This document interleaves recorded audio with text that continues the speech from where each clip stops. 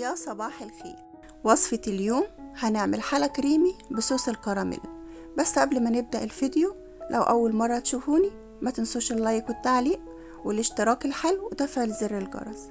ويلا مقادير. مش هنحتاج غير حليب، وهنحتاج دقيق وسكر وموز ومكعبين زبدة. هبدأ في تقشير الموز بقى. أنا المكونات اللي معايا هتعمل لي حوالي 8 كاسات من الحلويات. انا هبدأ كده بتقشير الموز الاول، ولما اخلص تقشير الموز هركنه على جنب. هاجي في حلة على النار، هنزل من 3 ل 4 مكعبات زبدة. اول ما تسيح معايا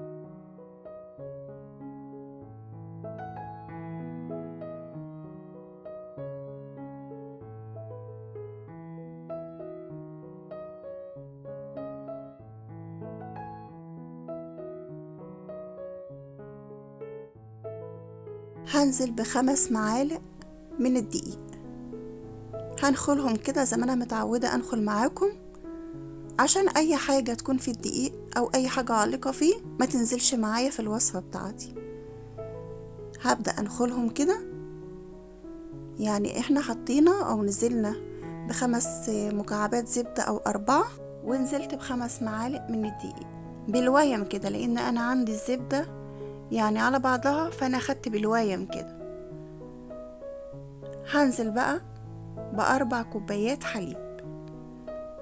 انا معايرة 3 في الدورق دوت، والرابعة اللي هي هنزل بيها دلوقتي. مش هنزل بقى بالحليب كله مرة واحدة، انا هنزل بيه حبة حبة، وايدي بتقلب كده في الدقيق عشان ما يتكتلش.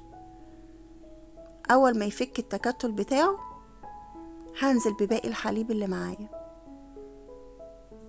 تمام كده، وايدي برضو فيه وقلبي.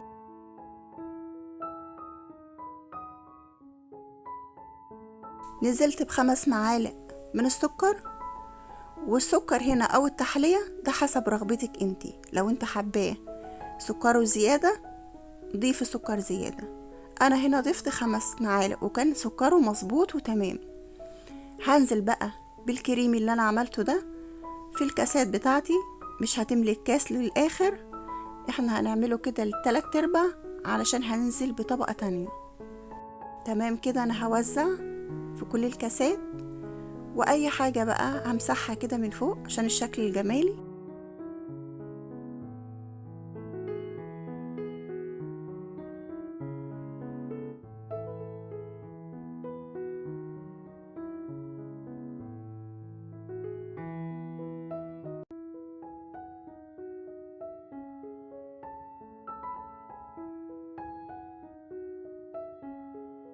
كده عملوا معايا اللهم بارك، عمل معايا 8 كاسات.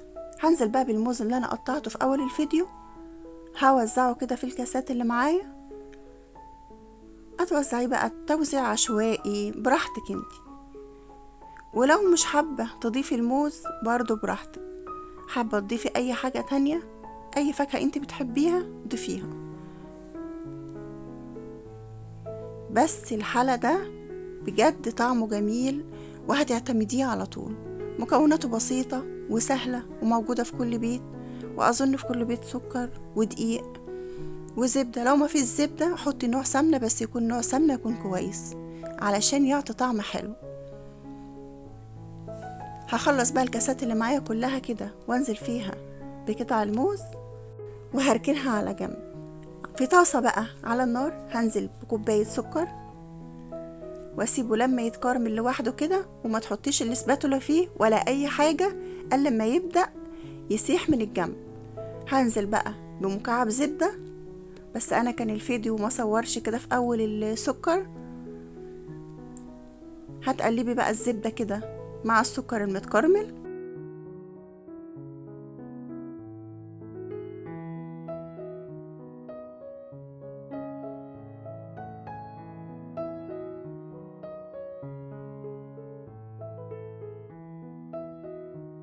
كده الزبدة ساحت معايا. هنزل بقى بكوباية مية عادية من الحنفية. هتقلبيها مية تانية هنزل فيها بمعلقتين نشا، وهدوبها كده، وهنزل بيها على السكر المتكرمل حبة حبة كده، وإيدك فيها. تمام كده. قلبي بقى لحد ما الخليط معاكي يتقل خالص.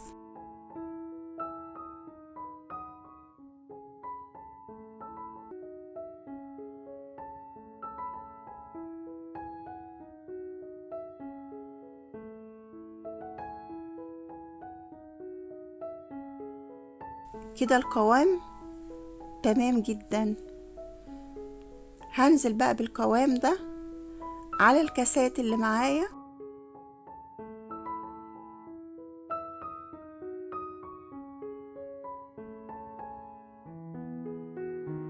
شايفين؟ هنزل بقى على الكاسات اللي معايا، وزعي كده، وزعي الخليط على كل الكاسات اللي معاكي. وان شاء الله المقادير اللي انا عملتها ده انا ما زودتهاش، نفس المقادير اللي انا قلتها في الفيديو هي نفس المقادير اللي طلعت لي ال8 كاسات دول كده. اللهم بارك. الحلى اللي معايا جوسي وكريمي وجميل وطعمه حلو، والولاد هيحبوه. وبعدين احنا في ايام الشتاء، كل سنه وانتم طيبين. بيحب اللمه الحلوه والحاجه الحلوه. الله لا يقطع لكم عاده يا رب ولا لمه. اتمنى تجربوا الوصفه. لو الفيديو عجبكم ما تنسوناش من تعليقاتكم الحلوه. والسلام عليكم ورحمه الله وبركاته.